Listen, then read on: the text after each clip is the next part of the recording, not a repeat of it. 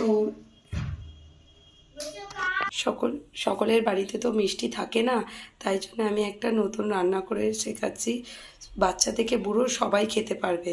ঠিক আছে, চলুন শুরু করা যাক। মিষ্টি খেজুর দিয়ে মিষ্টিটা তৈরি হবে। প্রথমে আমি শুকনো কড়ায় তিলগুলোকে ভেজে রেখে দিয়েছি।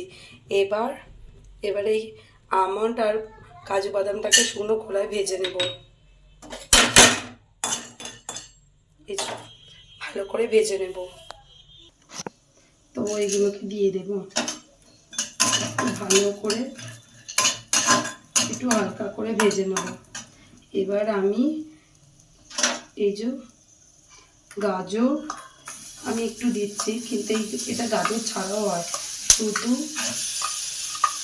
খেজুর বাটা দিয়ে হয়।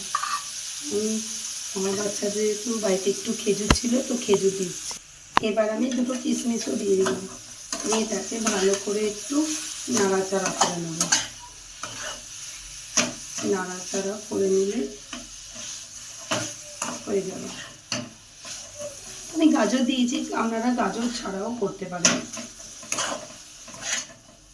তো আমার গাজর খাওয়া ভালো, তো বাচ্চাদেরকে দেওয়া, যে সমস্ত বাচ্চারা খায় না, তো তারা এরকমভাবে করে দিলে বাচ্চারা বুঝতেই পারবে না যে এটা কী জিনিস। তো এবার সেই মাখার পুরটা এরকম হলো, এখান থেকে এরকম ছোট ছোট বল করে নিতে হবে। ঠিক আছে, এরকম বল করে আমি এটার মধ্যে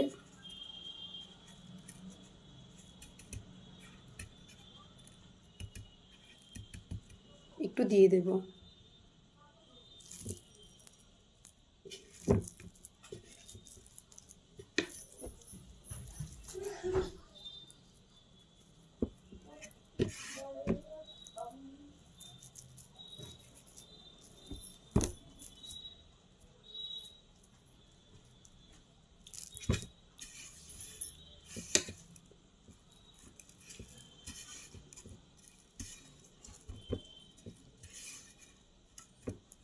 এটা ফ্রিজে রেখেও খাওয়া যাবে, 1 সপ্তাহ ভালো থাকে।